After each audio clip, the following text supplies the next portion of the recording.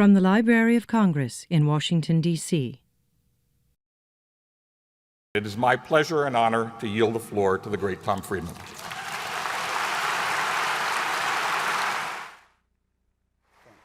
Really appreciate it. Thank you. Thank you very much.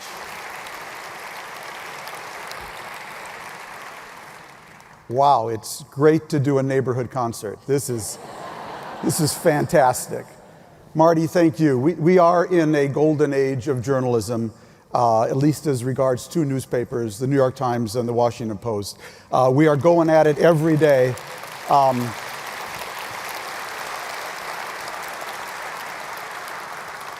And one of the people centrally responsible for that golden age is Marty Baron, and it's an honor for me to be introduced by him. And if you would silence your cell phones or put them on stun, I'll be forever grateful. So, thank you for being late. An Optimist Guide to Thriving in the Age of Acceleration. First question I always get from people when they hear the title of the book is, where from comes the title? Thank you for being late. And it actually comes from meeting people in Washington, D.C.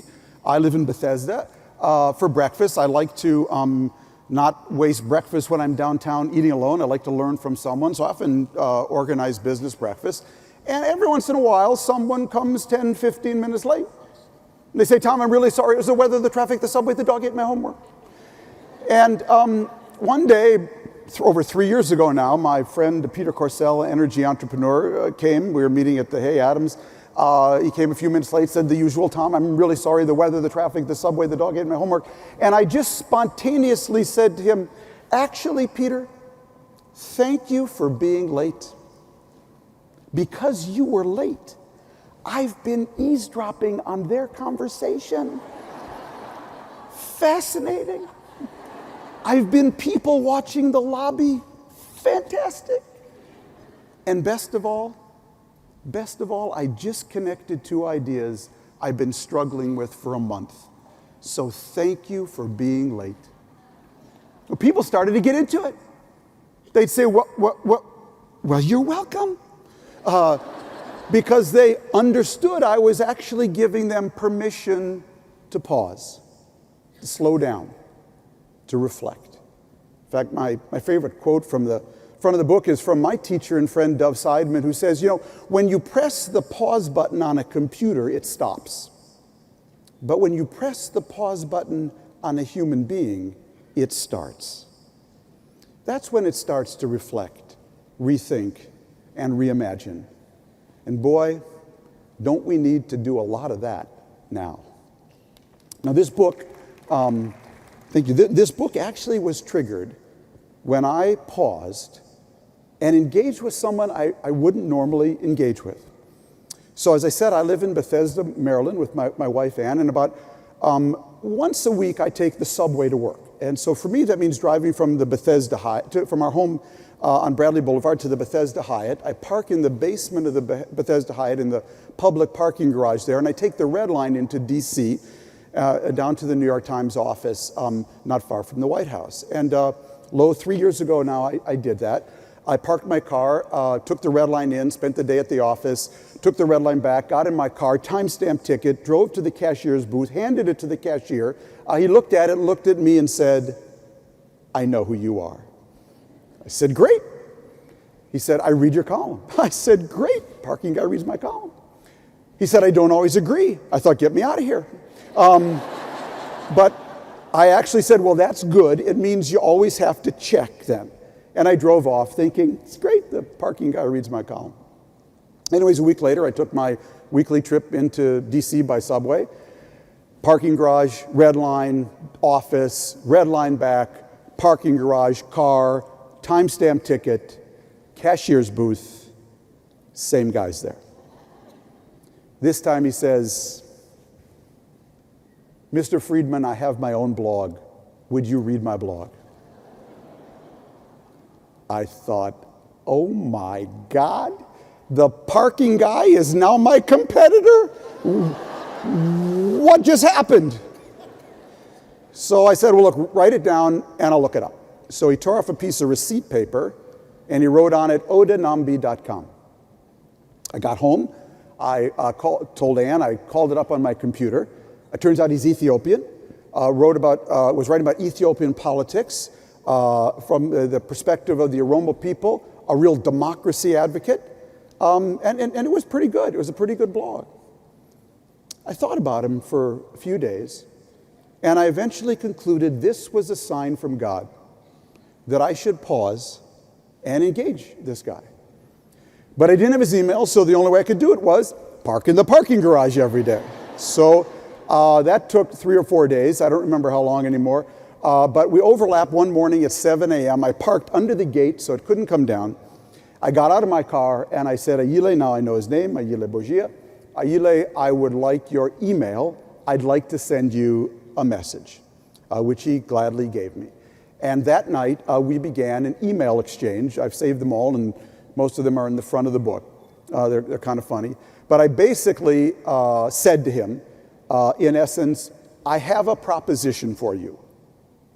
I will teach you how to write a column for the New York Times if you will tell me your life story. And he basically said, I see you're proposing a deal. I like this deal. So he asked that we meet near his office out in Bethesda at Pete's Coffee House, across from the Hyatt.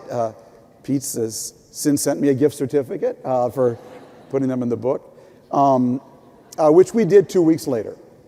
And I came with a 6-page memo on how to write a column, and he came with his life story. His life story is an economics grad from Haile Selassie University in Addis Ababa, was a political activist, a democracy advocate. His democracy activism eventually earned him a one-way ticket out of Ethiopia.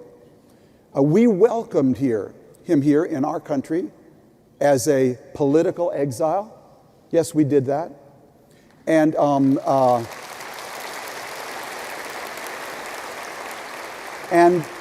he told me he was blogging on Ethiopian websites, different ones, but they wouldn't turn his stuff turn stuff around fast enough. So eventually he decided to start his own blog, and now, Mr. Friedman, I feel empowered. His Google metrics say he's read in 30 different countries. This is my parking guy. And it's a wonderful story, and he's a wonderful man, of how anyone today can participate in the global conversation. And he taught me so much about that and about his own country, Ethiopia. Well, I then presented him with a 6-page memo on how to write a column. So if the world is a big data problem, this is my algorithm. This is how I go about cutting through it. And I thought about some of this before, but I never put it together until I did it in the memo for Ayile. And I basically explained to him that a news story is meant to inform, and it can do so better or worse. The Post tomorrow will write a story about this festival, and Marty will tell them whether they did better or worse. But a column, an opinion article, is meant to provoke. It's meant to produce a reaction. So I'm either in the heating business or the lighting business. That's what I do. I'm either doing a heating or a lighting. I'm either stoking up an emotion in you, or I'm illuminating something for you. And if I really do it well, I do both and create heat and light and a reaction. And I can tell if I've created heat or light by the reaction I get from readers. Some might read your column and say, I didn't know that. That's a good reaction. You created some light. Some might say, I never looked at it that way. That's a good reaction. I never connected those things. More light. Your favorite, you live for this as a columnist. Happens 4 times a year. Mr. Friedman, you said exactly what I felt, but didn't know how to say. God bless you. God bless you. I want to kill you dead, you and all your offspring. I get that. That's usually heat and light also, okay? But I explained to Ayile that to produce heat and light actually required a chemical reaction. And you had to combine 3 chemicals. The first is, what is your value set? What are the set of ideas, values, and principles you're promoting in the world? Are you a communist, a capitalist, a neocon, a neoliberal, a libertarian, a Keynesian, or a Marxist? What are the set of values you're pushing? Second, how do you think the machine works? So the machine is my shorthand for what are the biggest forces shaping more things in more places, in more ways, on more days? As a columnist, I'm always carrying around in my head a working theory of how the big gears and pulleys of the world work. Why? Because I'm trying to take my values and push the machine in their direction. And if I don't know how the machine works, I either won't push it or I'll push it in the wrong direction. And in many ways, all my books have been an exploration about how the machine works. And lastly, what have you learned about people and culture?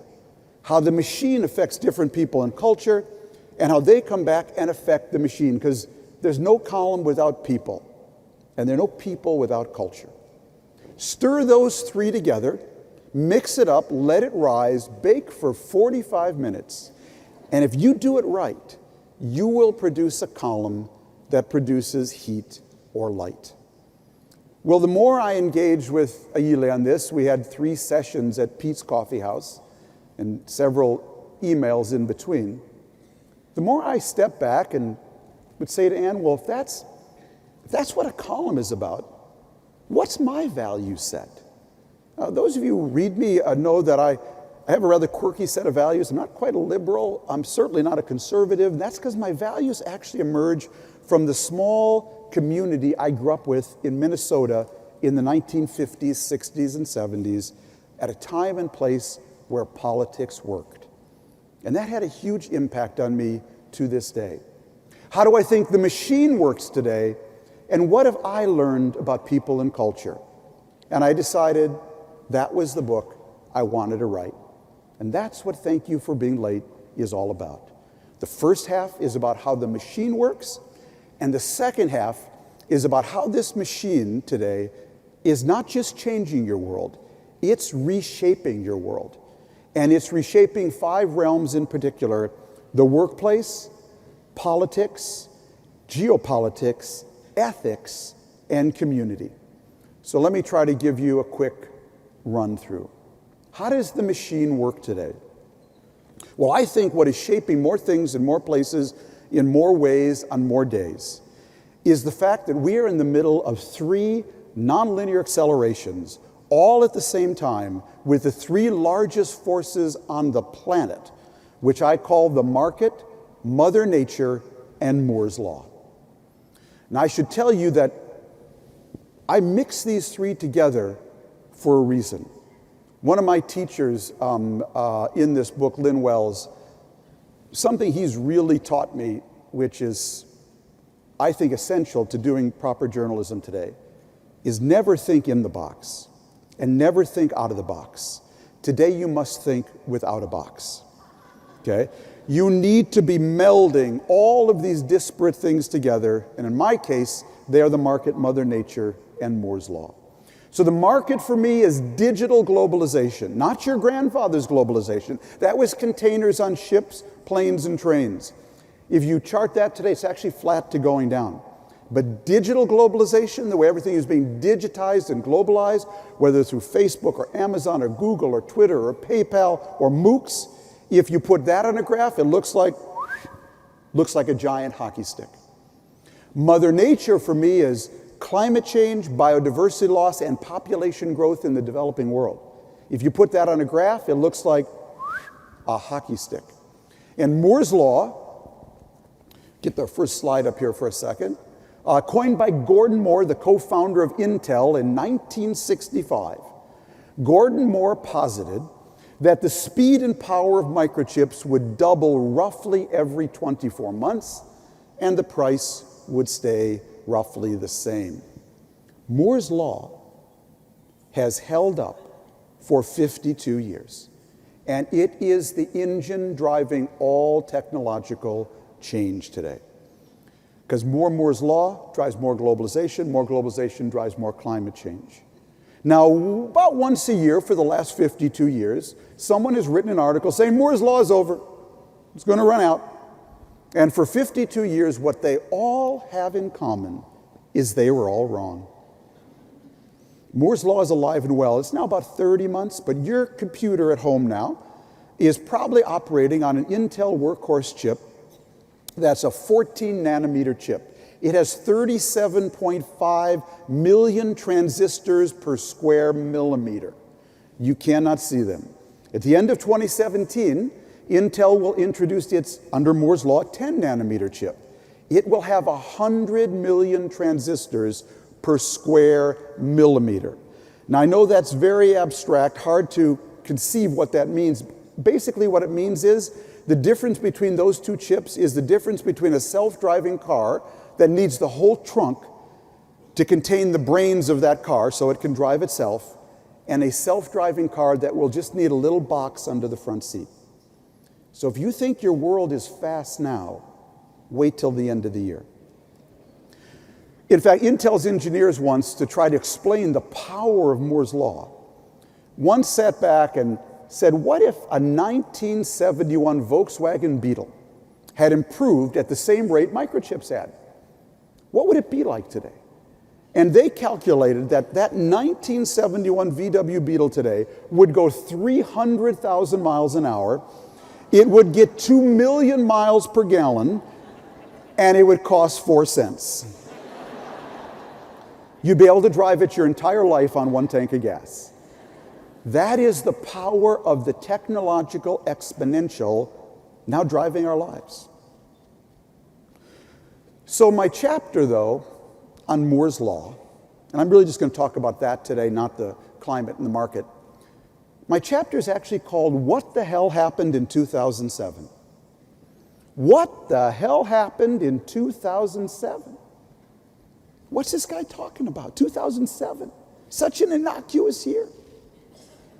Well, here's what happened in 2007. The year was kicked off in January of 2007 when one Steve Jobs introduced this, the first iPhone, at the Moscone Center in San Francisco, beginning a process by which we're about halfway through putting one of these into the hands of virtually, well, we're about halfway now to everyone on the planet. That is a handheld computer with more compute power in it than the Apollo space mission that doubles as a phone and a camera. That's how the year began. But in 2007, a company called Facebook, which had been previously confined to high schools and universities, in late 2006 opened its platform to anyone with a registered email address. And in 2007, Facebook went global. In 2007, a company called Twitter split off on its own independent platform and went global. In 2007, the most important software you may have never heard of, called Hadoop, named after the founder's son's toy elephant, launched its algorithm into the wild. Hadoop is what enables 1 million computers to work together as if they're one seamlessly. That's actually, I think we call it big data now. Hadoop actually didn't invent the algorithms. It was based on 2 algorithms invented by Google called GFS and MapReduce. But as the founder of Hadoop, Doug Cutting, explains to me in the book, Google lives in the future and sends us letters back home. And what Google did was leave a trail of breadcrumbs to the open source software community of its algorithms. They reverse engineered it. Hadoop is the public version of it. There isn't a major company in Washington, D.C. that isn't somewhere in the background running Hadoop. In 2007, the second most important software you may have never heard of, called VMware, went public. VMware is what enables any operating system to work on any computer. Well, you're used to that now, but that actually was very unique back then, and that's what enables cloud computing. So we can have all these commodity servers and anyone can run any operating system on them. In 2007, a company called GitHub, the world's now largest repository for open source software, opened its doors. In 2007, this company called Google bought a little-known TV company called YouTube. And in 2007, Google launched its own algorithm into the wild called Android. In 2007, Marty's boss, Jeff Bezos, introduced the world's first ebook reader called the Kindle. And in 2007, IBM started the world's first cognitive computer called Watson. In 2007, 3 design students in San Francisco were attending the design conference that year, and they noticed all the hotel rooms were sold out. But one of them had 3 spare air mattresses, and they decided to rent them out to people who couldn't get hotel rooms, and it worked out so well In 2007, they started a company called Airbnb. That's why it's called Airbnb, because of the 3 air mattresses. In 2007, the internet crossed 1 billion users for the first time. It's actually late 2006, really scaled in 2007. Here's what else happened in 2007. This is a graph of the cost of sequencing a human genome. So for those of you in the back can see, in 2001, it cost us $100 million to sequence a human genome. In 2006, it fell to 10 million. And then you'll notice in 1 year, it goes over a cliff like an EKG heading for a heart attack. That year is 2007. The price of sequencing a human genome collapses to $10,000. In 2007, solar energy took off, as did a process for extracting natural gas from tight shale called fracking. Between 2006 and 2008, America's total natural gas reserves increased 35%. That is a spectacular number in 2007. This is a graph of what social networks look like. So that white line over on the left, that's actually the cost of generating a megabit of data.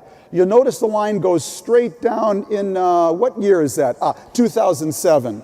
And then the blue line is the speed of transmitting that data. You'll notice the 2 lines cross in 2008, close enough for government work. All right. Oh yeah, I forgot the cloud. This thing we call the cloud, it was born in 2007. First year the statistics show up is 2008. In 2007, Intel for the first time went off silicon to extend Moore's law and introduce non-silicon materials into its microchips. In 2005, Michael Dell, the founder of Dell Computers, retired. And in 2007, he decided he better come back to work.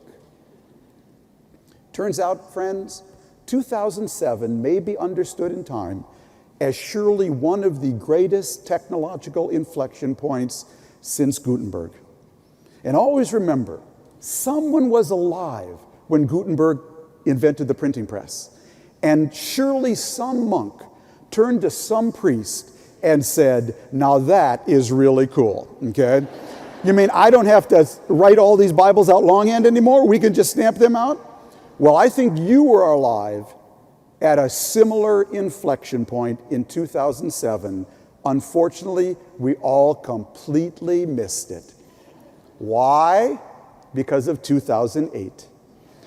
So right when our physical technologies just took off, like we're on a moving sidewalk in an airport that went from 5 to 50 miles an hour, right when that happened, all of our social technologies, the regulatory reform, the political reform, the management reform, the learning reform, you'd want to go with it, all completely froze because we entered the deepest recession since 1929. And in that dislocation, many Brexit and Trump voters were born. You cannot understand what's going on if you don't understand that disjunction. So what happened in 2007? Well, I argue what happened is your computer basically has 5 key parts. It's got that processor chip, it's got a storage chip, it's got networking, it's got software, and it's got a sensor. And what I trace in the book is how all 5 were actually in a Moore's law. And what happened in 2007 is they all melded together into this thing we call the cloud. The cloud. But I never use the term the cloud in my book because it sounds so soft, so fluffy, so cuddly, so benign. Sounds like a Joni Mitchell song. I've looked at clouds from both sides. This ain't no cloud, folks. What I call it in the book is the supernova. Those of you who are science fans know the supernova is actually the largest energy force in nature. It's the explosion of a star. And I think what happened in 2007 was a release of energy into the hands of men, women, and machines, the likes of which we have never seen before, and it overnight changed 4 kinds of power. First, it changed the power of one. What one person can do today as a maker or a breaker, is amplified to a degree we've never seen before. We have a president who can sit in his pajamas in the West Wing and tweet to 1 billion people directly without an editor, a libel lawyer, or a filter. Okay, so, but here's what's really scary. The caliph of ISIS can do the exact same thing from his bunker in Raqqa province in Syria. The power of one today to be a maker or a breaker is fundamentally changed. The power of machines have changed. Machines are acquiring all 5 senses. We have never lived in a world where machines had all 5 senses.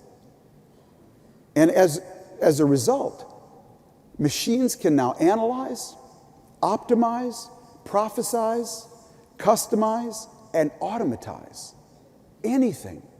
They can analyze, they can find the needle in the haystack of that data as the norm now, not the exception. They can optimize, they can tell United Airlines exactly what altitude to fly that GE engine for every mile of its flight to get the premium energy efficiency.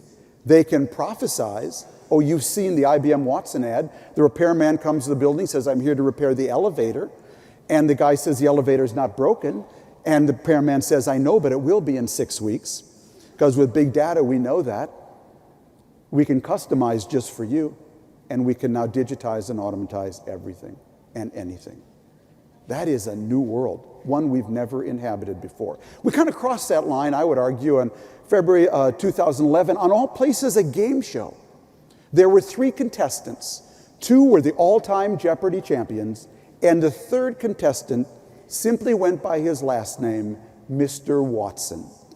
Mr. Watson passed on the first question, but he buzzed in before the 2 humans on the second question. See if you can get it. The question was, it's worn on the foot of a horse and used by a dealer in a casino, and in under 2.5 seconds, Mr. Watson said, in perfect Jeopardy style, what is a shoe? And for the first time, we watched live on TV a cognitive computer figure out a pun faster than 2 human beings. And the world kind of hasn't been the same since. It's changed the power of flows. Ideas now flow, circulate, meld, fracture, and change faster than we've ever seen before.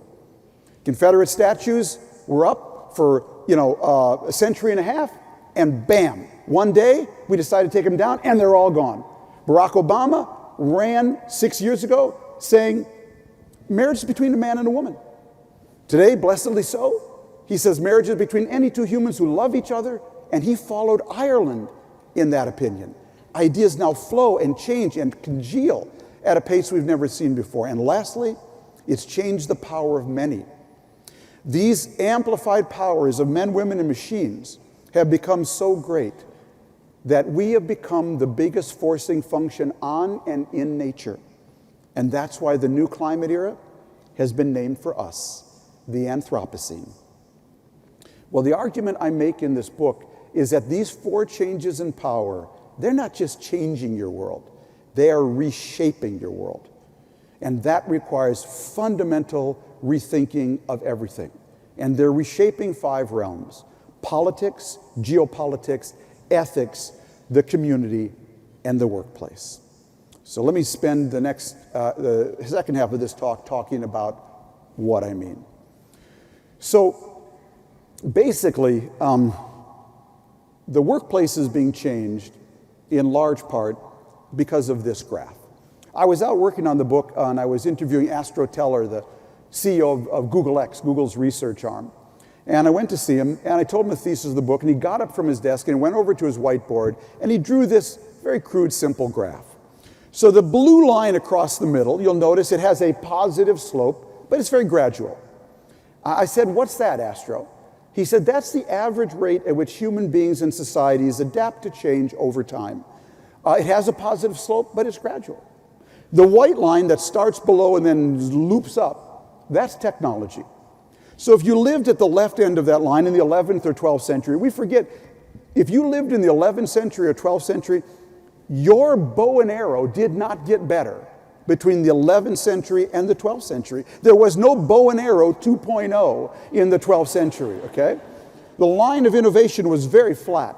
But then we got the scientific revolution, Copernicus and Galileo, and then Steve Jobs and Intel, Bill Gates, and the line starts to go straight north. And then Astro drew that little diamond there. And I said, "What's that, Astro?" He said, "That's where we are. We're at a point now where technology is evolving faster than the average human being in society can adapt." Then he went out and got a third magic marker. It's hard for you in the back to see maybe, and he drew a little dotted line off the blue line. And I said, "What's that, Astro?" He said, "That's learning faster and governing smarter." And that is the challenge of the workplace today. How do we enable more people to learn faster? And how, as a society, do we govern smarter so we can lift the adaptation line to meet technology where it's taking us? So let me give you some samples of what I'm talking about. So my chapter on how the workplace is being reshaped is called "How do we turn AI into IA?" How do we take artificial intelligence and turn it into intelligent assistance, ANCE, intelligent assistance, ANTS, and intelligent algorithms so more people can learn faster and govern smarter? I believe that's the central managerial, governing, and education challenge of our time today. So I'll give you a couple of examples. My example of intelligent assistance, ANCE, is actually the Human Resources Department at AT&T. I spent a lot of time with AT&T, giant global telecom company living right next to the Supernova, competes every day with Verizon, Deutsche Telekom, and all these great telecom companies. Pretty good chance that AT&T, with its 360,000 employees, whatever is going on in their Human Resources Department, coming to a neighborhood near you. So what's going on there? Well, this is, in shorthand, basically what's going on is this. Their CEO, Randall Stevenson, begins the year with a radically transparent speech about where the company is going, what markets they're going to be in, and what skills you need to be an AT&T employee that year. Then they put all 110,000 of their managers, there's a non-unionized staff, in their own in-house LinkedIn system. And so they've got me in there, Tom Friedman. And then they determined that there are, I'm estimating this, roughly 10 different skill sets you need to be a thriving employee and rising employee at AT&T, given where they're going as a company and the world today. And on my LinkedIn profile, turns out I have 7 of the 10 skills, but I'm missing 3. Then they partnered with Sebastian Thrun, the founder of Udacity, the online learning university. He created nano degrees and courses for all 10 skill sets. Then they came back to me and said, "Tom, here's the deal. We will give you up to $8,000 a year to take all the nano degree courses for the skills you're missing. In fact, we heard you're interested in the Middle East. You were in if you want to take an archaeology class. In fact, if you want to take our 1-year master's degree for $6,000 that we built with Georgia Tech, we'll pay for that as well. Just one condition, Tom. One condition. You have to take all these courses on your own time, at night, at home, and on weekends, not on company time." Now, if I say, Mr. AT&T, I've climbed up one too many telephone poles, I'm not into this anymore, they now have a wonderful severance package for me, but I won't be working there much longer. If I do take the courses, their social contract with their employees is they will offer them the new jobs first. They will not go outside. What is AT&T's social contract with their employees today? It's very simple. You can be a lifelong employee today at AT&T, but only if you are a lifelong learner. If you are not ready to be a lifelong learner, you can no longer be a lifelong employee at AT&T. And that is the social contract coming to a neighborhood near you. The days when you could go to college for 2 or 4 years and then dine out on that knowledge over the next 30 are completely gone in the age of acceleration. What you learn now in your first year may be out of date by your 4th year. And therefore, being a lifelong learner becomes the single most important competitive advantage you can have in the age of acceleration. Which is why my friend Heather McGowan likes to say, today, never ask your kid, what do you want to be when you grow up? Because whatever it is, unless it's policemen or firemen, not going to be there. Only ask your kid how you want to be when you grow up. Will you have an agile learning mindset? Will you be predisposed to lifelong learning? And it's why another friend of mine, Marina Gorbis, the CEO of Institute of the Future in Palo Alto, likes to say the biggest divide in the world we're going into now is no longer the digital divide. We remember the digital divide. Washington, D.C. had internet, upstate Maryland didn't. America had internet, Central Africa didn't. The digital divide is going to be gone in 5 years if it isn't already. And when it's gone, the biggest divide in the world is going to be the self-motivation divide. Who has the self-motivation to be a lifelong learner after you've left home or graduated school and mom and dad are not there to say, Tommy, have you done your homework? And I believe one of the things roiling our society today is this issue of the rising importance of self-motivation, because a lot of people were built to show up to work and do what they were told. And by the way, these are good people and they built our country. We asked them to show up, we asked them to do what they were told, and they did it, and they did it damn well. But the world has changed now. And one of the things roiling the society is the necessity of lifelong learning and how more important self-motivation is becoming. That's my example of intelligent assistance. My example of intelligent assistant is the janitorial staff at Qualcomm. So I spent a lot of time at Qualcomm because I profiled their founder, Owen Jacobs, in the book for networking. And when I was there, I discovered Qualcomm had taken 6 of their buildings and they'd affixed sensors everywhere. On every door, window, faucet, sink, air conditioning, heating system, computer, light, they put sensors everywhere. And then they beamed all that data up to the cloud, up to the Supernova, and now they beam it down onto an iPad with an incredibly user-friendly interface for their janitors. So if I leave my computer on or a pipe bursts above my head, they know it just when I do, if not faster, and they just swipe down to see who can fix it or how to repair it themselves. Qualcomm has turned their janitors into maintenance technologists. Their janitors now give tours to foreign visitors. What do you think that does for the dignity of a janitor? Because he or she now is an intelligent assistant, enabling them to live and learn at a higher pace. My example of intelligent algorithms is the partnership between the College Board and Khan Academy, the online learning platform, for free PSAT and SAT prep. Now, we all know the story. In 11th grade, you have to take your PSAT exam, your preparatory SAT exam, to see how well you do and get you ready for your SAT exam to get into the college of your choice. We all know that many parents will go out and hire a tutor for $200 an hour to goose their kids' PSAT and SAT scores. Don't worry, many of us did it. A completely rigged game. A completely rigged game, because if you come from a neighborhood or family that can't possibly afford such a tutor, you are at a real disadvantage. So 3 years ago, David Coleman of the College Board and Sal Khan of Khan Academy created an intelligent algorithm for free PSAT and SAT prep. The way it works is I take my PSAT in 11th grade and I get the results back, and the results say, Tom, you did really well in verbal. You could have a career in writing maybe, but you have a problem in math. In fact, you specifically have a problem with fractions and right angles.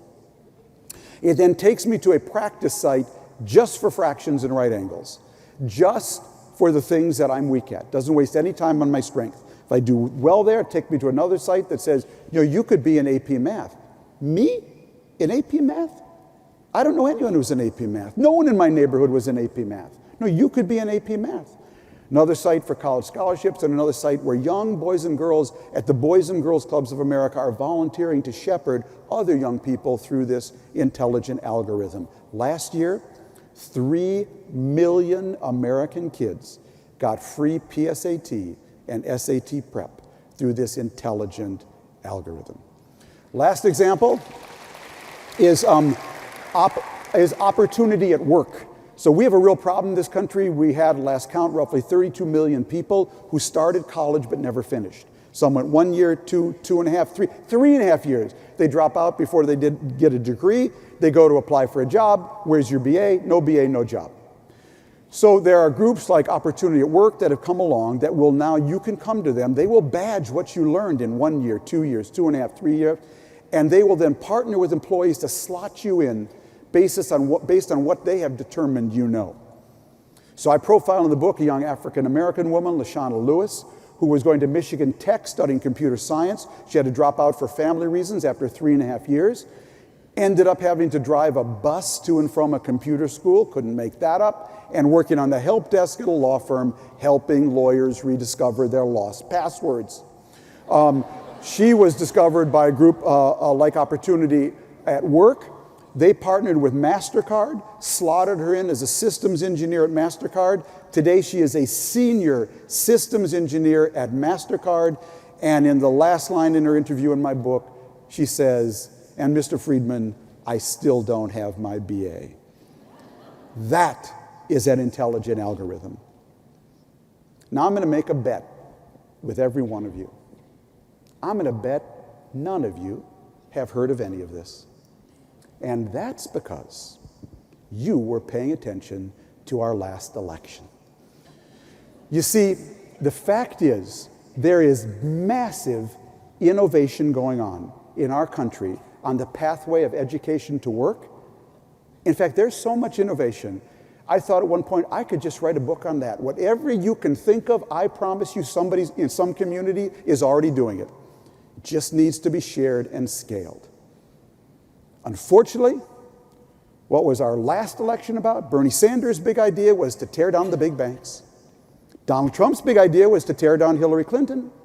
And Hillary Clinton's big idea was to direct you to her website, www.hillaryclinton.com. But the fact is, there is massive innovation going on around this centrally important subject of education to work. It touches every home, and no one's telling anyone about it. So that brings me to my second world that needs to be reshaped, and that is politics. So I use a lot of parallels from nature in my book and my thinking in general. And I believe to think about politics today, you have to understand that we're actually in the middle of 3 climate changes at once. We're in the middle of a change of the climate. We're going from what I call later to now. Later was when I was growing up and I could fix that lake in Minnesota, repair that forest, save that orangutan. I could do it now or later. Not anymore. Later is officially over. Later will be too late. So whatever you're going to save, you better think of saving it now. That's a climate change. We're in the middle of a change of the climate of globalization. We're going from a world that's interconnected to a world that is interdependent. That's a difference of degree, that's a difference of kind. In an interdependent world, your friends can kill you faster than your enemies. Oh my God, if Greece and Italy's banks go bankrupt, we'll all feel it here. Greece and Italy, but they're in the EU, they're allies. They can kill us today. And your rivals falling in an interdependent world becomes more dangerous than your rivals rising. Frankly, if China takes more islands in the South China Sea, I couldn't care less. If China's growth goes from 0%, from 6% to 0%, this festival will not be held next year. That's what happens in an interdependent world. Your rivals falling becomes more dangerous than your rivals rising. That's a climate change.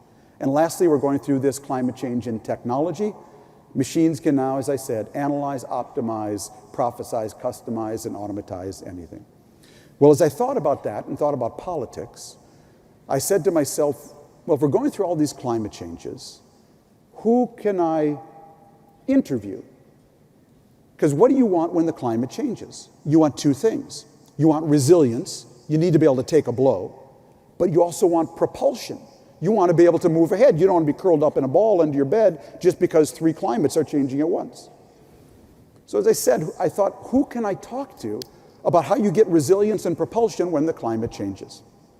Then I realized I knew a woman. She was 3.81 billion years old. Her name was Mother Nature. And she dealt with more climate changes than anybody. So why don't I interview her? So I called her 800 number, made an appointment, and went out to see her. I sat her down and I said, Mother Nature, how do you produce resilience and propulsion when the climate changes? She said, well, Tom, first of all, I have to tell you, everything I do unconsciously. But these are my strategies. She said, first of all, I'm incredibly adaptive. In my world, only the adaptive survive. And I do it through a very brutal mechanism I call natural selection. Second, she said, I am incredibly entrepreneurial. Wherever I see a blank place in nature, I fill it with a plant or animal perfectly adapted to that niche. Lastly, she said, thirdly, she said, I am incredibly diverse and pluralistic. I love pluralism. I try 20 different species and see who wins. I love diversity. Fourth, she said, I'm incredibly sustainable. Everything is food. Eat food, poop seed, eat food, poop seed. Nothing wasted in my world. Fifth, she said, I'm incredibly hybrid and heterodox. I try all kinds of ideas and mix them together, mix any birds with any trees, any flowers, any bees, any plants with any soils. And lastly, she said, I do believe in the laws of bankruptcy. I kill all my failures. I return them to the great manufacturer in the sky, and I use their energy to nourish my successes. I got it, thank you. You can put the sign down, I got it. Yeah, thanks. Thank you. So as I thought about that, it occurred to me that the political party that's going to thrive in the age of acceleration is the one that most closely mirrors Mother Nature's strategies. And as I thought about that, I thought, because it was 2016, why didn't I start my own political party? And so I created, in the book, Mother Nature's Political Party, based on those ideas. I won't go into the details with you on that, but basically the core idea is on some issues, of course this is all just a proxy for my own politics, but Mother Nature is actually to the left of Bernie Sanders. Mother Nature would be for universal health care. She would understand that in an age of acceleration, we need to improve our safety nets and trampolines because more people are going to find this world too fast. But at the same time, because she's hybrid and heterodox, Mother Nature would be to the right of the Wall Street Journal editorial page. She would be for abolishing all corporate taxes and replacing them with a carbon tax, a tax on sugar, a tax on bullets, and a small financial transaction tax. Mother Nature would want to get radically stronger safety nets over here, and to pay for them, she'd want to get radically entrepreneurial over here. Unfortunately, in our politics, if you're for stronger safety nets, you're never for radical entrepreneurship. If you're for radical entrepreneurship, you're never for stronger safety nets. What would Mother Nature call that? Stupid. That's what she would call it. She would tell you, you can never build resilience and propulsion that way. I won't spend any more time on politics. Quickly, the last two areas, and I'll finish with this, that need to be reshaped. The first is ethics. You think in ethics, what does that have to do with Moore's Law? Well, thank you. My chapter on this subject is called, Is God in Cyberspace?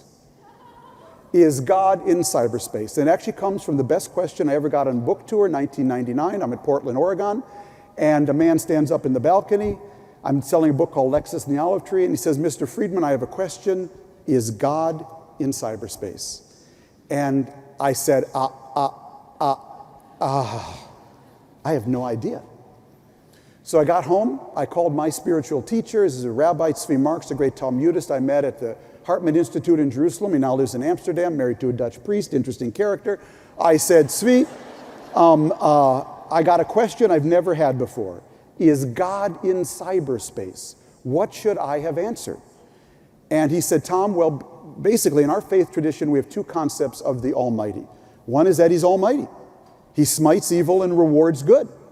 And if that's your view of God, he sure isn't in cyberspace, which is full of pornography, gambling, cheating, lying, prevarication, and now we know fake news. Okay? But he said, fortunately, we have a post-biblical view of God, which says God manifests himself by how we behave. So if we want God to be in cyberspace, we have to bring him there by how we behave there. Only we can bring God into cyberspace. Well, as I thought about that, I put it in the paperback edition of my book, Lexus and the Olive Tree. It sat there for 20 years where none of you saw it.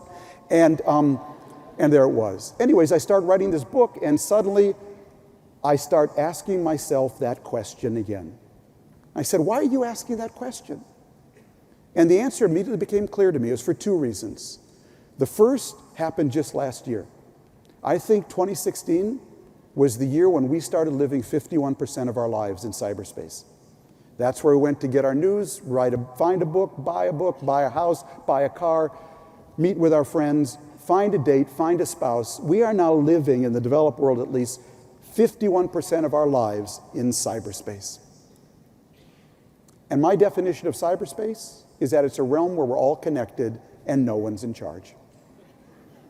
It's the ultimate God-free realm. There are no stoplights there, no police, no ethics code, no 1-800, please stop Putin from hacking my election. We are living our lives in a realm that is ethics and God-free. And at the same time, because of these accelerated powers I've written about, we're now standing at a moral intersection we have never stood at before as a human species. In 1945, we entered a world where one country could kill all of us post-Hiroshima. If it had to be one country, I'm glad it was mine. I believe we're entering a world where one person can kill all of us, and where at the same time all of us could actually fix everything. These same amplified powers are creating a world where one of us can kill all of us, and all of us could actually feed, house, clothe, and educate every person on the planet if we put our minds to it. We have the power to do that now. We have never stood at this intersection before. And what does that mean? It means we have never been more godlike as a species than we are today. And what does that mean? That we're living most of our lives in a realm that's God-free, and we are increasingly godlike. That means what everyone thinks, feels, and believes matters now more than ever. And that means that everyone today has to be in the embrace of sustainable values, particularly the one every faith shares, the golden rule. Do unto others as you wish them to do unto you, because we now live in a planet where more people can do unto you farther away, faster, deeper, and cheaper than ever before, and you can do unto others farther away, deeper, cheaper than ever before. Everyone today has to be in the embrace of the golden rule. I know what you're thinking. How naive. No, what is naive is thinking we're going to be okay if everyone isn't in the embrace of the golden rule. Naivete today, in the age of acceleration, is the new realism. Where does the golden rule come from? It comes from two places, in my view: strong families and healthy communities. I'm not an expert on strong families. I hope I built one. I'd never lecture anyone on that subject. But I am an expert on strong, healthy communities, because I grew up in one in Minnesota in the 50s, 60s, and 70s called St. Louis Park. And that's why my book and talk ends here. Basically, the short story is in Minnesota in the 40s. Minneapolis was the capital of anti-Semitism until Hubert Humphrey became mayor. My grandparents came from Europe. My parents were born in Minneapolis. And I was born in the north side of the city, which was a ghetto, basically, with just Jews and African Americans. Not because we were integrated there, but because we were isolated there. My parents couldn't join AAA in the 50s. Anti-Semitism was a real problem there until Hubert Humphrey became mayor of the city. After the war, the entire Jewish community, virtually, of North Minneapolis moves out in a 3-year period en masse to one little town called St. Louis Park, about 20 minutes, half hour away outside of central Minneapolis. And overnight, a town that had been 100% white, Protestant, Catholic, Scandinavian, became 20% Jewish, 80% white, Protestant, Catholic, Scandinavian. If Sweden and Israel had a baby, it would be St. Louis Park, okay? And I tell the story of how we built a community together, how we built an inclusive community together. And there were warts and there were problems and there were broken hearts and broken dates. But in the end, we built a really interesting community. I went to high school or religious school or grew up in the same neighborhood at roughly the same time with the Coen brothers, Al Franken, Norm Ornstein, the philosopher Michael Sandel, Sharon Isbin, the guitarist, Mark Trestman, the coach of the Chicago Bears. Dan Wilson, who wrote Someone Like You with Adele. It was a freaky place. The Coen Brothers movie, A Serious Man, was about our Hebrew school. And if you saw No Country for Old Men, you remember the scene where Churga blows up a car outside of a pharmacy, in Mexico, to go in and steal drugs. And at the end of the scene, the camera pans to the pharmacy, and it's called Mike Zoss Drugs, which was the little St. Louis Park drugstore. And I tell the story of that community and how I learned something there, and it affected all of us, Franken, Sandel, myself. We all took it into politics in different ways. Something called Minnesota Nice.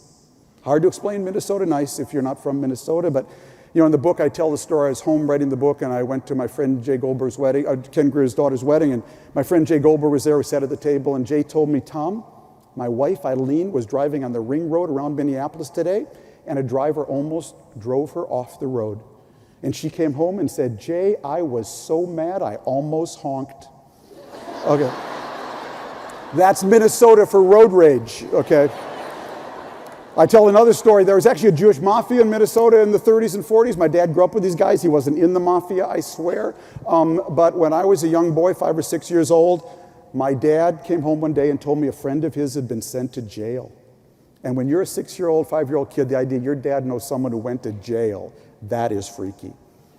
And I said to him, Dad, what did he do? And a rejoinder I never forgot. He said, son, he was shopping in a store before it was open. That's Minnesota for breaking and entering, okay? Anyways, I tell the story of Minnesota. I left in 1971 to discover the world, and I came back 40 years later to write this book and found the world had discovered St. Louis Park. Now my high school is 50% white, Protestant, Catholic, Scandinavian, 10% Jewish, 10% Hispanic, and 30% Somali, and small African American, same community. And now the diversity challenge, both religiously and racially, is much bigger. The chasm that has to be built. And I tell the story of how they're doing. And they're doing pretty well. Washington Post says they're still the 5th-rated high school in the state of Minnesota, but it's a struggle every day. But if you want to know why the book, and I conclude here, is an optimist guide, it's because the problems are huge. But when you go to these communities, it is amazing the number of people who want to get caught trying. My teacher and friend Amory Lovins likes to say, whenever anyone asks him, Amory, are you an optimist or a pessimist? Amory says, I'm neither, because they're just two different forms of fatalism. Everything will be great, everything will be awful. Amory says, I believe in applied hope. And I believe in applied hope. You want to be an optimist about America today? Stand on your head. The country looks so much better from the bottom up than the top down, okay? It's not that we don't have communities that are struggling and failing, but we also have a huge number where people are applying hope. And that's why my book and this talk ends with a theme song. My book had a theme song. I actually thought, could I buy this song? So when you open the book, it would play this song like a Hallmark card plays Happy Birthday. And it's really, I think, the anthem of our time. It's by one of my favorite singers, Brandi Carlile. And the song is called The I, E-Y-E. And the main refrain is, I wrapped your love around me like a chain, but I never was afraid that it would die. You can dance in a hurricane, but only if you're standing in the eye. You see, I think these accelerations I've written about, they're a hurricane. They are a hurricane. We have a president who is trying to build a wall against the hurricane. I'm advocating an eye that moves with the storm, draws energy from it, but creates a platform of dynamic stability, the healthy community, where people can feel connected, protected, and respected. I think the great struggle in our politics going forward is going to be between the wall people and the I people. And my book is a manifesto for the I people. Thank you very much. Thank you. Thank you very much. This has been a presentation of the Library of Congress. Visit us at loc.gov.